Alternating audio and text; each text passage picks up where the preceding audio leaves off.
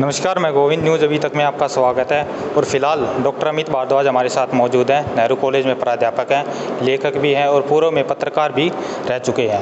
पूर्व में जो है संपादन का कार्य अनुभव इनको है और दिल्ली विधानसभा में भी संपादन का इनको कार्य अनुभव है। फिलहाल जो हम बातचीत करने वाले हैं वो छारा गांव के ऊपर बातचीत करेंगे। छारा गांव के इतिहास और संस्कृति को लेकर डॉक्टर अमित भारद्वाज ने एक किताब लिखी है जिनका नाम है छारा इतिहास और संस्कृति।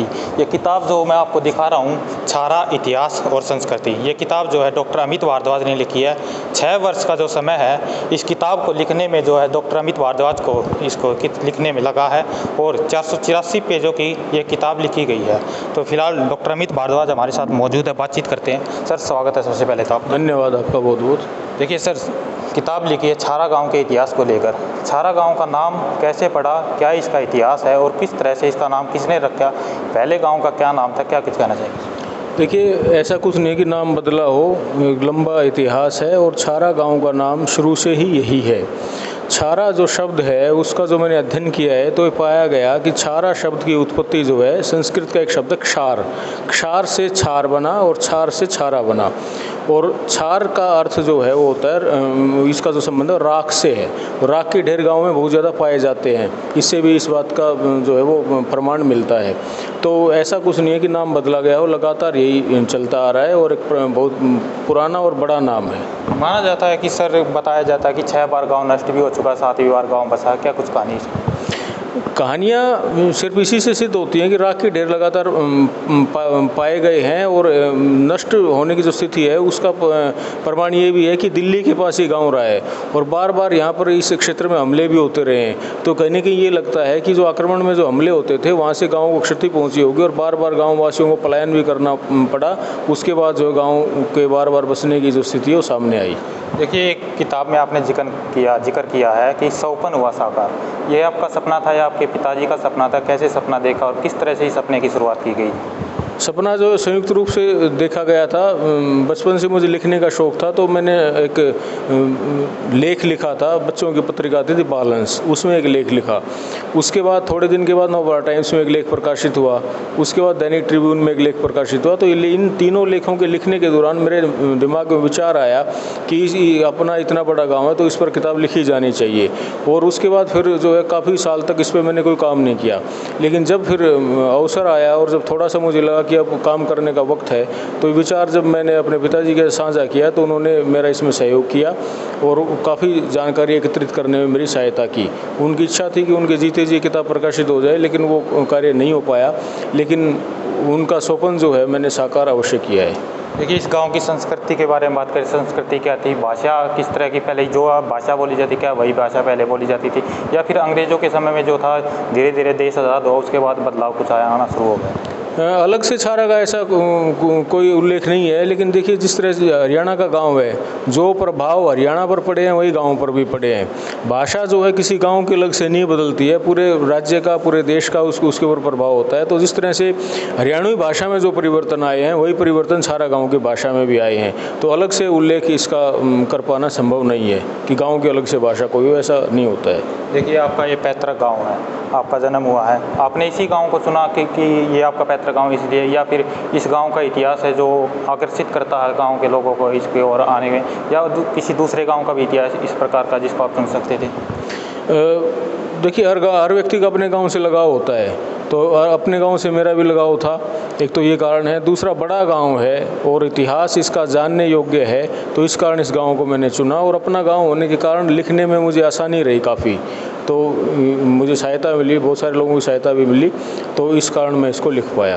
देखिए, 6 वर्ष का लंबा समय लगा आपको इस लिखने में। परेशानियाँ भी आती हैं, क्या कुछ परेशानियाँ आपको आई, क्योंकि आप प्राध्यापक भी थे यहाँ पर और उसके बाद समय भी कम मिलता होगा, तो इसके लेकर क्या कुछ परेशानियाँ आपको आई और क्या कुछ आपने? परेशानियाँ निश्चित रूप से आई थी कि समय की परेशानी बहुत बड़ी थी। दूसरी बात है कि गांव के इतिहास के तथ्य ढूंढना बड़ा मुश्किल होता है। गांव के इतिहास, क्योंकि अब तक इतिहास के नाम पर केवल शहरों का इतिहास ही लिखा गया है, गाँव का इतिहास नहीं लिखा गया है। तो और दूसरा कोई प्रत्यक्ष प्रमाण मिल पाना भी संभव नहीं होता है। तो जहाँ जहाँ हरियाणा के इतिहास में कुछ गाँव से संबंधित बातें मिली वो नोट की गई, रोहतक ज़िले के इतिहास के बारे में कुछ मिला वो नोट किया गया, अंग्रेज़ों ने जो गज़टियर लिखे थे वहाँ से जो जानकारी मिली वो ली गई, गाँव के बुज़ुर्गों ने जो कुछ बताया वहाँ से जानकारी एकत्रित की।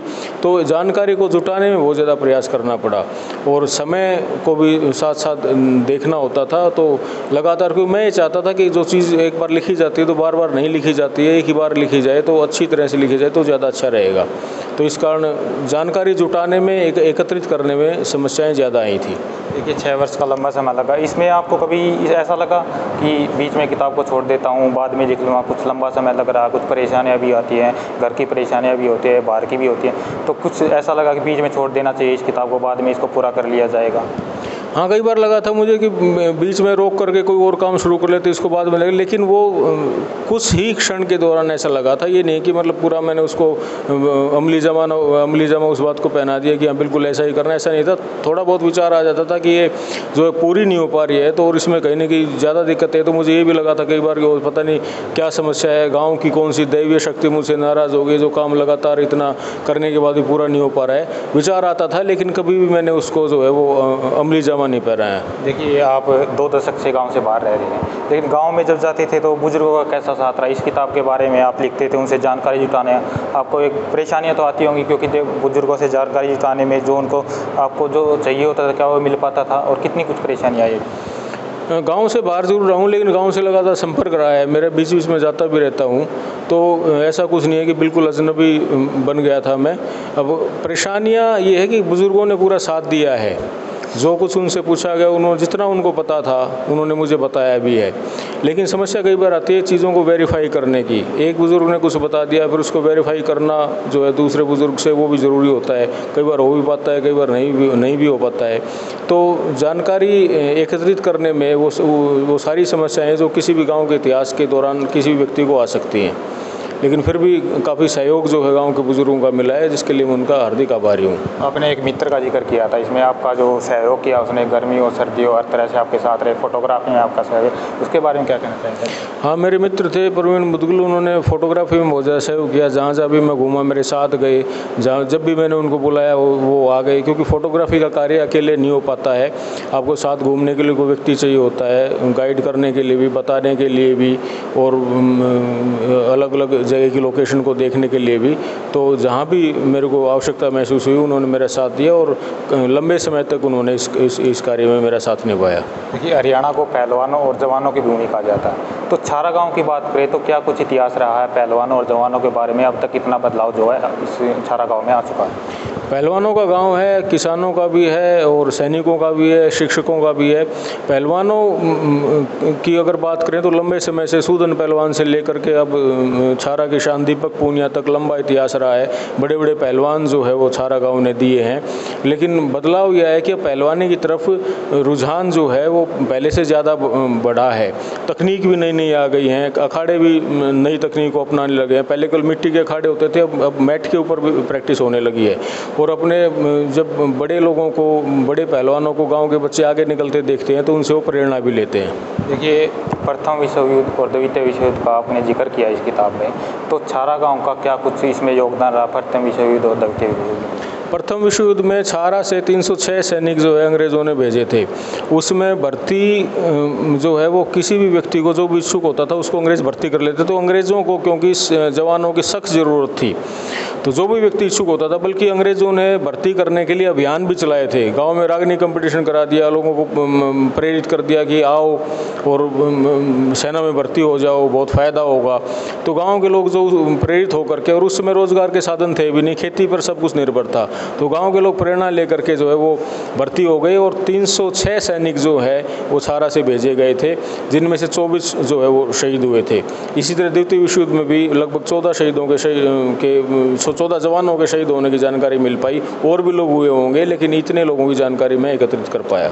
देखिए आज़ादी का समय था, आंदोलन हुए थे, छारा गांव का योगदान बीच में था, योगदान था तो कितना था, क्या कुछ योगदान छारा गांव के लोगों ने?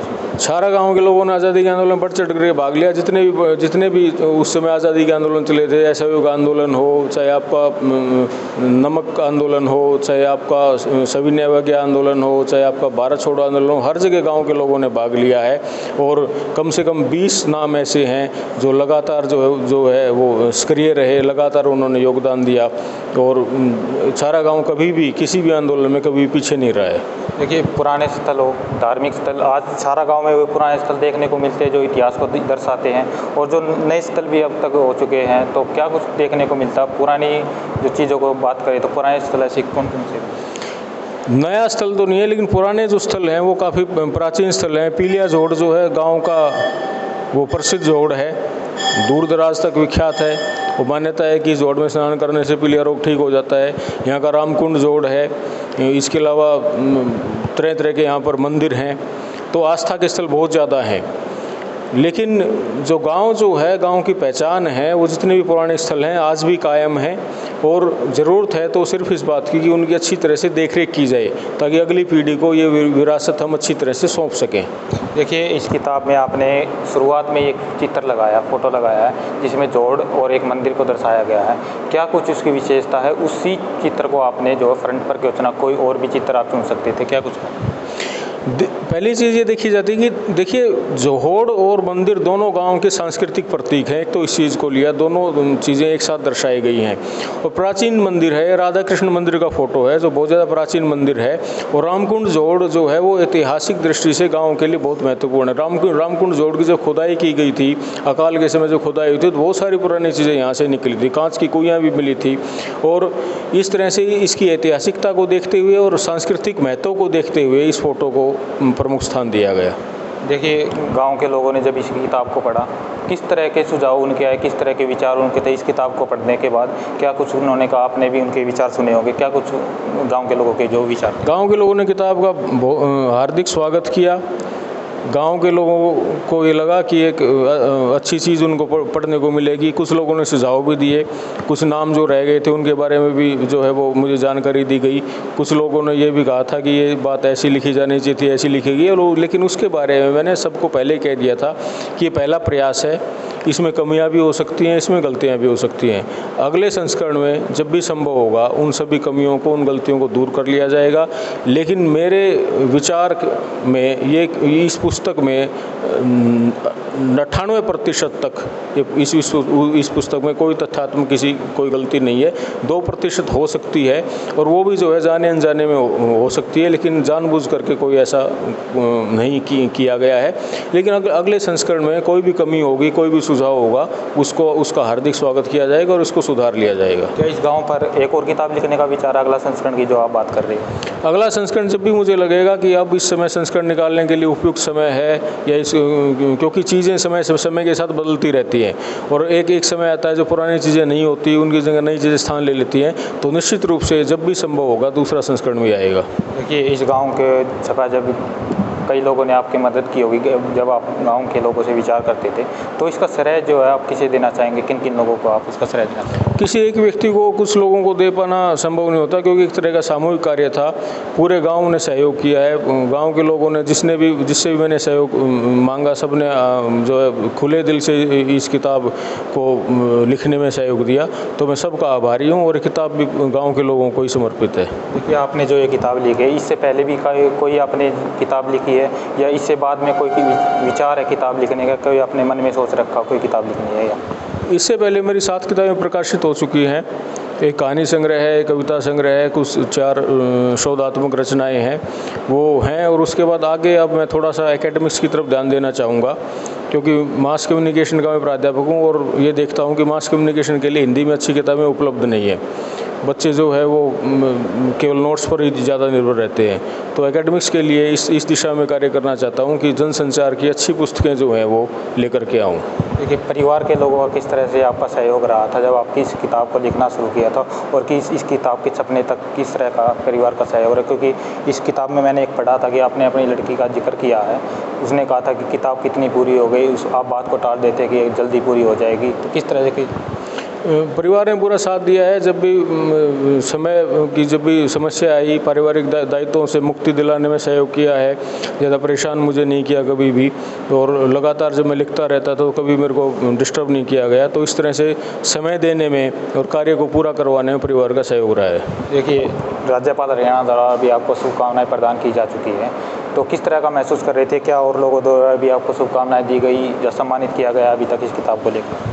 पुस्तक को लेकर राज्यपाल महोदय का संदेश आया था और उन्होंने जो है इस बात के लिए शुभकामनाएं दी थी कि अपनी तरह का एक अलग प्रयास था गांव का इतिहास लिखना, तो इसके लिए मैं उनका हार्दिक आभारी हूं। और सम्मान की बात है तो सम्मान का ऐसा कोई जो है इच्छा नहीं है कि कोई व्यक्ति बुला करके मेरा सम्मान करे, क्योंकि सम्मान अपने आप को ही करे वो अच्छा लगता है।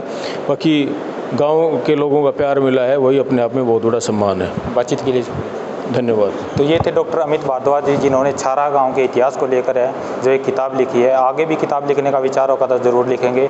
इस गांव को लेकर जो किताब लिखी है, न्यूज़ अभी तक भी इनको जो है शुभकामनाएं प्रदान करता है। धन्यवाद। न्यूज़ अभी तक, झज्जर।